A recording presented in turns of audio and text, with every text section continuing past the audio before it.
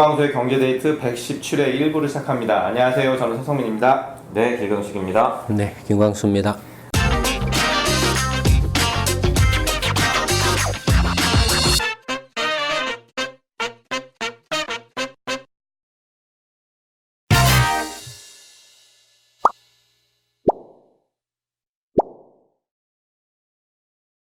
네, 지난주에 이어서 네. 그 뉴스가 계속 쏟아지잖아요. 네네. 이 이슈가 온 뉴스를 좀 다 도배하는 느낌 그 그쵸. 정도로 계속 지금 엄청난 뜨거운 관심을 불러일으키고 있는데 사실 지난주에 네. 그 이 조국 씨와 관련한 예. 의혹들이 한 10가지 정도 된다라고 했는데 네. 그 중에서 좀 초점이 됐던 부분이 그 조국 씨 딸 관련한 뭐 장학금이나 입학 과정 네. 관련된 문제들, 네. 두 번째가 이제 웅동학원 채무 변제 관련한 문제, 네. 세 번째가 이제 그 사모펀드 문제 예. 세 가지가 있었는데 사실 지난주에 이야기된 부분이 네. 이게 거의 다라고 생각을 했는데 그 이후로도 네. 계속 새로운 사실들이 좀 나오면서 조국 씨를 이렇게 쉴드 치던 사람들이 네. 무색할 정도로 그런 사실들이 좀 튀어나오고 있는 것 같아요. 근데 사실 뭐 사안으로 보면 네. 뒤에 웅동학원이나 사모펀드 건이 굉장히 이제 뭐 범죄 연루 가능성이 그렇죠. 높고 불법의 하는데 가능성이나 이런 것들. 그런 게 더 큰데 지금 국민들은 입학 비리와 관련돼서 굉장히 분노를 크게 하고 있는 것 같아요.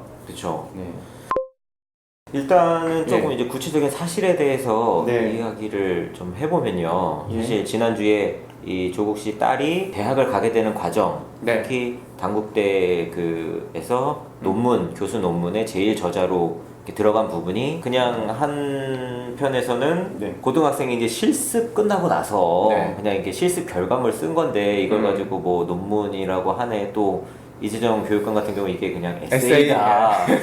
이거 가지고 이렇게 왈가왈부하냐 했는데 욕 엄청 먹었죠. 그렇죠. 그 때문에. 사실 알고 보니까 네. 이게 굉장히 좀 민감한 개인정보도 들어가 있고 교수가 굉장히 오랜 시간 동안 공을 들인 논문이더라고요. 의대 교수가 고등학생하고 공동 논문을 썼다라는 건가요? 네. 그런 거죠. 그런데 그러면은 그 고등학생이 의대 교수보다도 더 논문에 기여를 했다라는 거, 논문을 주도를 했다라는 건가요? 제일 저자면은 논문의 주인공이잖아요. 그래서 이게 고등학생이잖아요. 그래서 아예 그 소속 같은 것도 지금 논문 쓸 때 다 올려야 되는데 그거를 아예 그냥 대학생.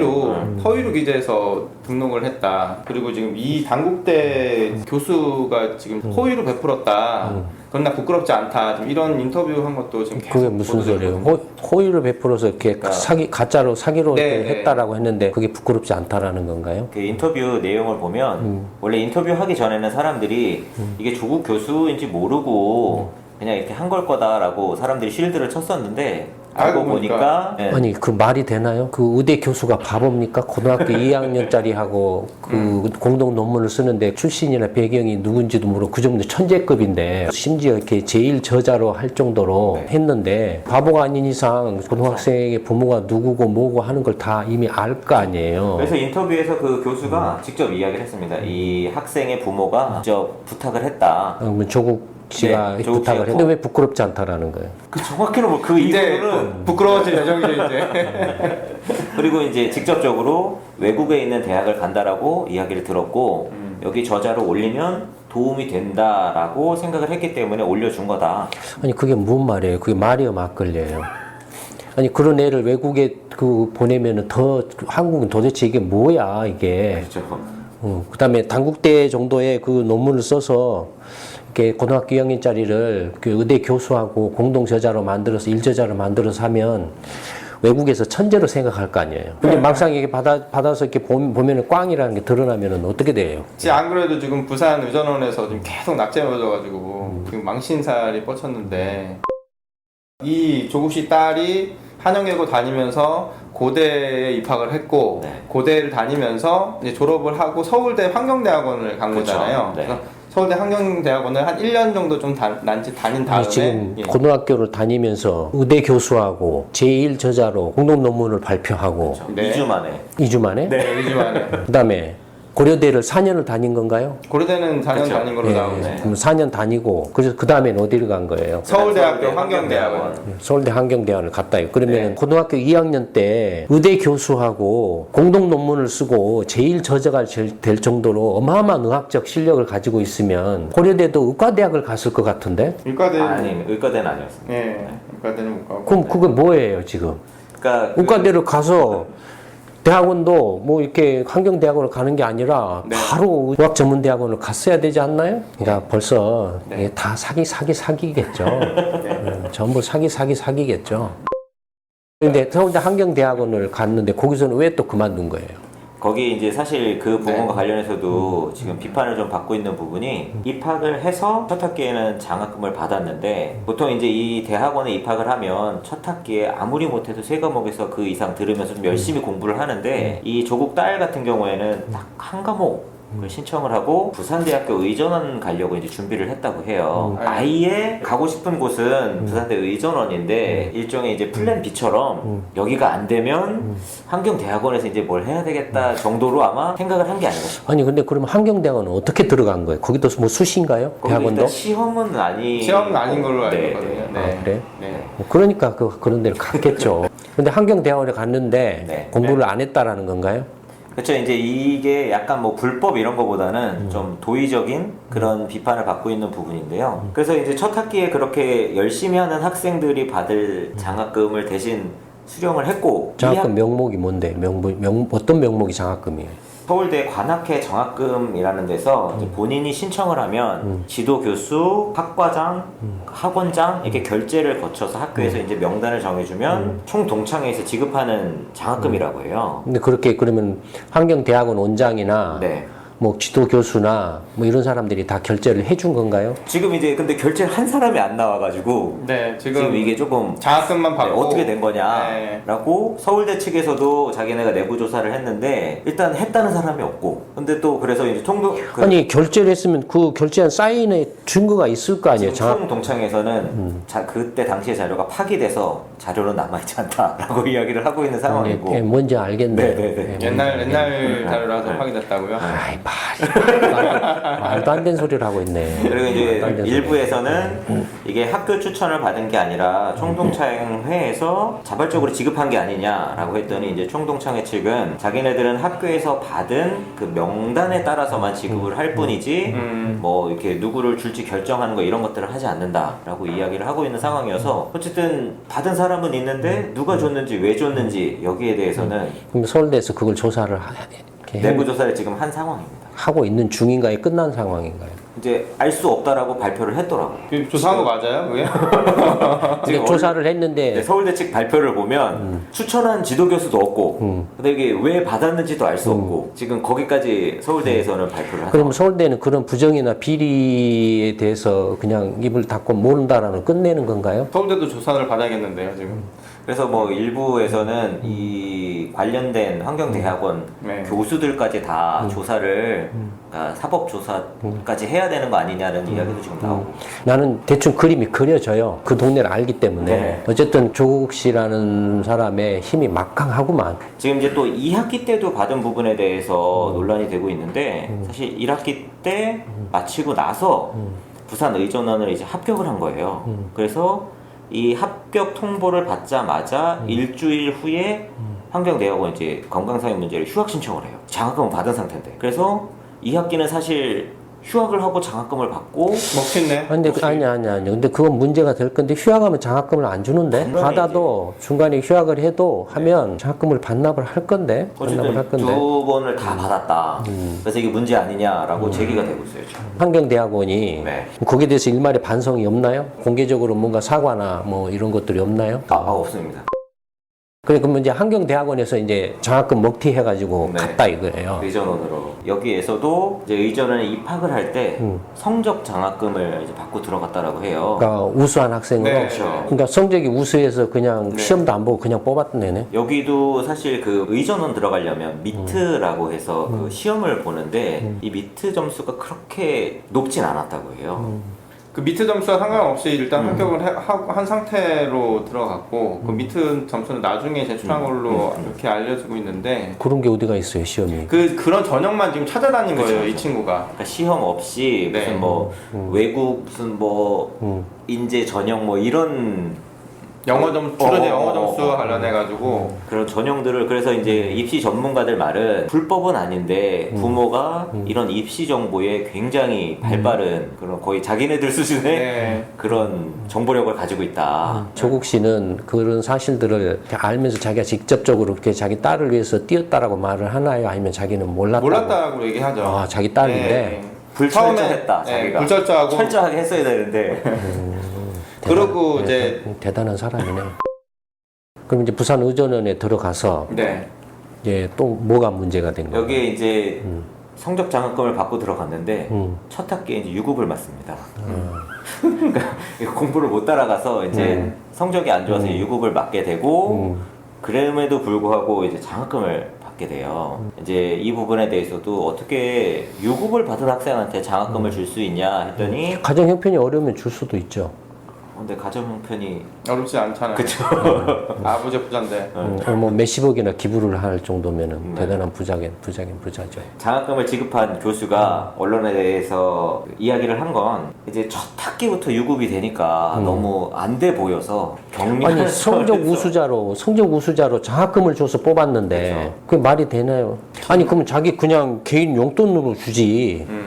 그걸 왜 그 다른 학생들은 그뭐 다 똑같이 그게 유급한 학생들한테는 똑같이 해줘야 될 거 아니에요? 그래서 지금 학생들이 분노하고 있는 게 얘는 지금 학사 경고를 받고 제적을 당해야 될 애를 지금 장학금을 줬다. 지금 이 지점에서 또 화를 내고 있는 거고 지금 그렇게 해서 장학금을 지금 6학기 동안 여섯 번. 6차례 200만 원씩. 아 장학금을 계속 받았다. 네. 유급은 이제 한 번 딱 들어가서 한 번 했고. 네. 근데 유급을 2번 당했는데 부산 의전원 한 학년 전체를 다 구제를 해준 경우가 있었대요.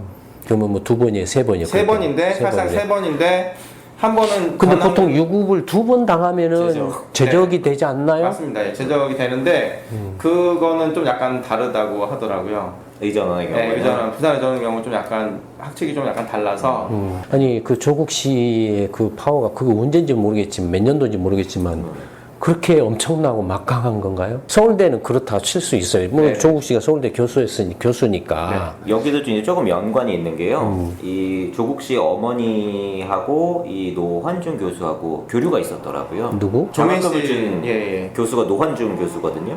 거기 어느 부산 의전원 의전의 네, 교수하고 네. 누구하고 조국 씨 어머니하고. 어머니하고 네. 그래서 이제 일부에서는 뭐 이제 그림이나 이런 것들을 교수한테 이제 선물을 해줬고 그 이제 그림 값으로 장학금을 준 게 아니냐 뭐 이런 이야기도 나오고 있어서. 그건 그 비리 아닌가요? 그쵸. 네. 그러니까 이게 사실은 뭐 조국 씨가 너무 크고 이거보다는 약간 이제 자기들끼리 알고 지내는 사이에서 아는 사람 딸이니까 챙겨주고 댕겨주고 밀어주고 그렇다고 칩시다 그러면은. 근데 하여튼 그 의전원에 가서 세 번 유급을 했는데 한 번은 그냥 전원 구제. 전원 구제를 해서 세 번 근데 말이 전원 구제라서 의전원의 그 학생이 만약에 100명이라고 하면 네. 전원 구제 마치 100명을 딱 구제해 주는 것처럼 하지만 근데 100명 중에 조국 씨 딸 하나만 유급당하고 99명이 유급 아니라면은 결과적으로는 조국 씨 딸 혼자만 구제한 거잖아요. 해마다 5명, 6명씩 이렇게 꼭 유급생이 확률적으로 있대요. 이때요. 근데 5, 이제 6명씩. 네. 근데 조국 씨 딸 같은 경우는 유급을 안 당했을 때도 항상 최하위였고 유급을 당했을 때도 이제 최하위였는데 이번에 이제 마지막에 문제가 될 것 같으니까 저 학년 전원이 그때 그 학년에는 유급이 없었던 거죠. 근데 그 부산 의전원이 네. 그냥 다른 어떤 분야도 아니고 사람의 생명을 다루는 분야인데 그러니까요. 이게 사람 어떻게 잡는 그 사람 잡는 의사를 키우려고 작정을 하지 않는 한은 이게 말이 되냐 이게 지금. 그리고 그 아까 말씀하신 네. 그 부산 의전원의 그 노환중 교수라는 사람은 실제로 그렇게 이제 혜택을 줬고 그래서 그 이제 부산 오거돈 시장이 임명권을 갖고 있는 부산 의료원의 원장으로 취임을 했다고 하거든요. 보통 그 코스가 이제 영전 코스다라고 이야기를 하더라고요. 그러니까 그걸로 치면 조국 씨의 파워가 막강했네. 부산시장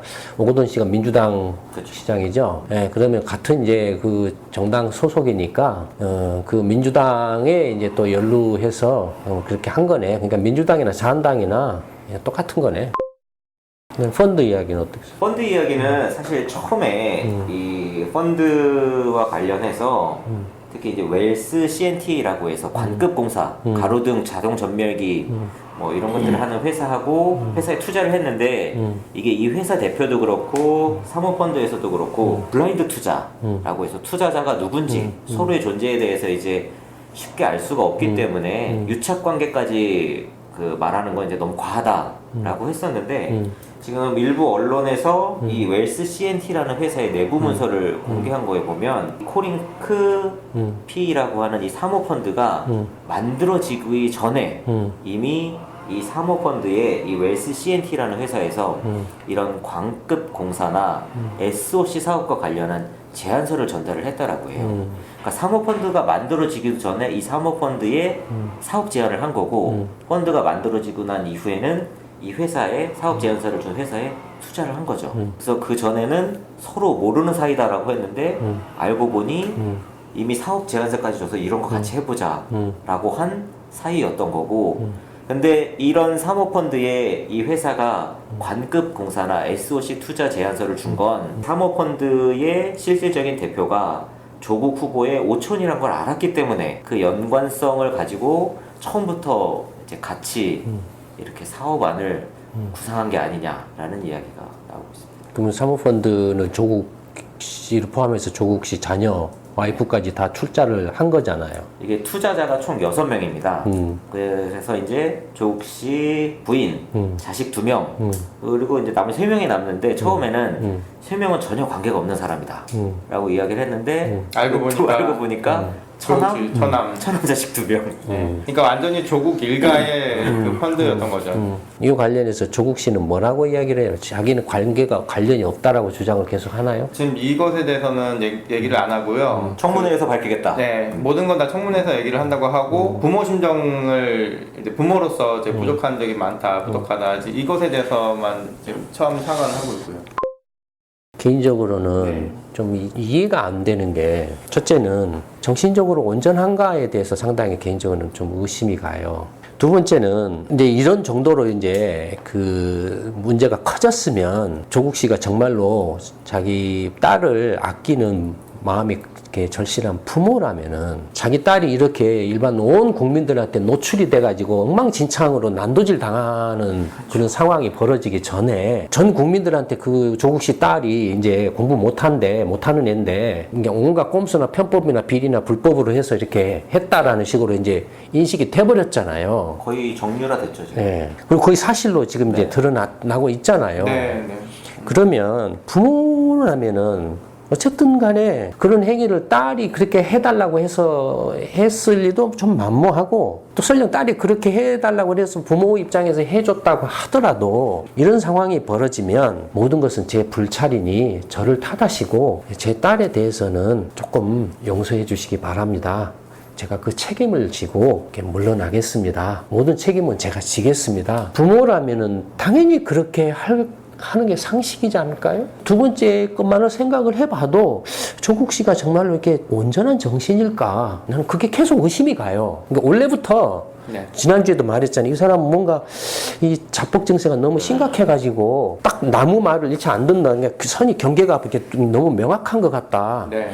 그래서 자기 생각이 모든 게 그냥 옳고 선이고 정이고 밖에 대해서는 누가 무슨 말을 하는지 그냥 전혀 듣지 않고 머리나 이렇게 쓰다듬고 자기를 칭찬하거나 자기를 이렇게 높이 이렇게 해주지 않는 사람은 무조건 적이고 이런 식의 그러니까 그 산호맹 같은 그런 이제 사고 방식인 거예요. 그러니까 산호맹이라는 사고 방식도 그런 뭐랄까 나르시즘이랄까 정신분열증 이런 데서 이렇게 나온 게 아닌가 그런 생각이 들어요. 마지막으로 정말로 이건 이해가 안 되는 게 이 정도라면은 민주당 내에서 벌써 조국 사퇴론이나 퇴진론이 말이 나왔어야 돼요. 오히려 그 반대인 것 같아요. 막 완전히 조국을 이제 공격하면 적대시하는 그런 분위기가 말이 안 돼요, 지금. 이거 설명이 안 돼요. 그러니까요. 이 앞전에 누구죠? 교육부 장관이요? 예. 기훈혜 씨. 그 여자의 경우에도 네. 뭐 퇴진론이나 사퇴론이 좀 있었잖아요, 네, 민주당 많이 내에서도. 있었죠. 근데 그보다도 더 심각한데 상황이 네. 아예 지금 그런 말이 없다 이거예요. 그럼 이걸 어떻게 봐야 되느냐 하는 거예요. 를 생각을 해보면 추측을 해볼 수가 있는데 첫째로는 누군가가 조국을 비호하는 사람이 있는데 막강한 사람이 있는데 언터처블해요, 이 사람이. 민주당에서도 손을 댈 수 없는 그런 언터처블한 사람이 조국이라는 사람을 감싸고 있다라는 거예요. 그럼 문재인 대통령밖에 없는데요? 예, 그거 외에는 지금 설명이 안 돼요, 지금 상황이. 문재인 씨가 조국 씨를 이렇게 정치 생명을 걸고 이렇게 감싸고 있지 않은 한은 그게 아니면 조국이라는 사람이 진짜 재주가 뛰어나고 능력자여가지고 문재인 씨는 말할 것도 없고 민주당도 벌써 장악을 하고 있다라는 거예요. 박근혜 정권의 최순실이라는 거예요. 실제로 청와대도 장악을 하고 있고 민주당도 그냥 장악을 하고 있다라는 그거 말고는 설명이 안 돼요, 지금 상황이. 문재인 씨하고 조국 씨하고의 관계를 제가 자세하게는 모르겠지만 지금 페이스북에서 오늘 우연히 봤는데 이게 사실인지 아닌지는 모르지만 이미 오래전부터 공개적으로 이렇게 책으로 나온 네. 그런 게 있죠. 네. 그래서 저는 그거 오늘 우연히 봤어요. 근데 뭐냐면 외환위기 때 운동 그 학원과 관련해서 파산을 했는데 그 주거래 은행이 이제 무슨 그 부산 동남은행하고 신종금 무슨 신세계 종금하고 이 두 개 이제가 금융기관이 주거래 금융기관이었다고 그래요. 운동학원이 파산을 하면은 법정 관리로 들어가요. 네. 그러면 이제 법정 관리로 들어가면 법원이 이제 이 파산 관제인을 선정을 해요. 네네네. 근데 이 파산 관제인을 누구로 선정했냐? 문재인 씨였다라는 거예요. 그래서 문재인 씨가 이 파산한 웅동학원의 이제 책임자로 재산 정리를 했다라는 거예요. 근데 그때 36억인가 어딘가가 행방불명이 됐다라고 이제 그 돈이요. 예, 뭐 이렇게 그런 이야기가 얼핏 이렇게 나온 것 같아요. 그러니까 벌써 이제 문재인 씨하고 조국 씨 일가하고의 관계는 그러니까 그 외환위기 때는 1998년부터 벌써 관계가 시작됐다라고 이렇게 이제 이야기를 하고 있어요. 20년 전부터. 예. 그 다음에 또 하나는 세월호 참사 있었잖아요. 네. 그때 그 유병우라는 사람이 아, 그쵸. 이슈였잖아요. 유병헌인가? 네. 문제 하여튼 그런 사람이 있었잖아요. 이 사람도 그 뭔가 해가지고 파산을 했어요. 파산을 했는데 역시 이제 파산 관제인으로 문재인 씨가 선임이 됐다라는 거예요. 문재인 씨가 선임이 됐는데 파산한 데하고 또는 이제 그 파산한 데하고 그다음에 이제 그 주거래 금융기관 양쪽에서 수입료를 받아 챙기고 실제로는 아무 일도 안 했다라는 거예요.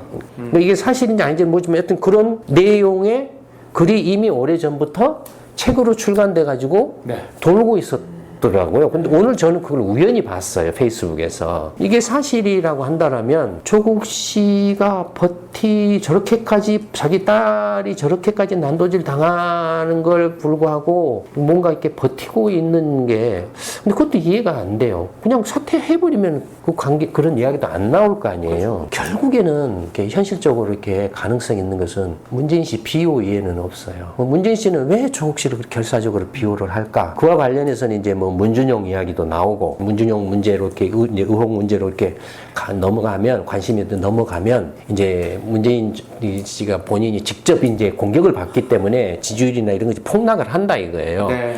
그러니까 조국 씨를 앞에 세워가지고 이제 총알바지로 한다 이거예요. 그래서 네. 시간을 끌어서 문준용 사건이 묻힐 때까지 이렇게 시간을 끈다라는 거예요. 뭐 그런 이야기들이 이제 페이스북이나 이런 데서 인터넷에서 이렇게 그렇죠. 돌고 있는 것 같고 네. 그런 이야기들이. 근데 그런 가능성도 배제할 수 없어요. 그런 가능성도. 또 하나 이제 그거 관련해서 문재인 씨가 그렇게 비호를 한다라고 했을 때, 그렇게 문재인 씨가 비호한다는 것은 조금 더 설득력이 있는 게, 이른바 민주당 내에 이제 차기 대권 주자들, 뭐 예를 들어서 박원순 씨라든지 이재명이라든지 이런 사람 또 찍소리를 안 한다 이거예요. 만약에 문재인 씨가 비호를 안 하고 있다라면 찍소리 안 하고 그냥 있겠어요? 뭐라고 그냥 바로 이렇게 하겠죠. 왜냐면 조국도 이렇게 차기 뭐 대권 주자라고 뭐 띄웠으니까. 네. 띄웠으니까. 네. 그건 뭘 말하냐면 언터처블이 비호를 하고 있기 때문에 언터처블이 문재인 씨를 건드렸다가는 자기들이 차기 대권 주자에 문재인 씨로부터 찍힐 가능성이 있다라는 거죠. 그런 걸 굉장히 우려한다라는 거죠. 조국 박기라는 사람이 이렇게까지 끝까지 버틴다라는 것은 정신적으로 뭔가 이상이 있지 않는 한은 지금 설명이 안 되는 상황이에요, 지금. 네. 좀 상당히 긴 시간 동안 녹음을 했는데요. 이제 1분 여기서 마치 듣고 2부에서 다시 뵙도록 하겠습니다.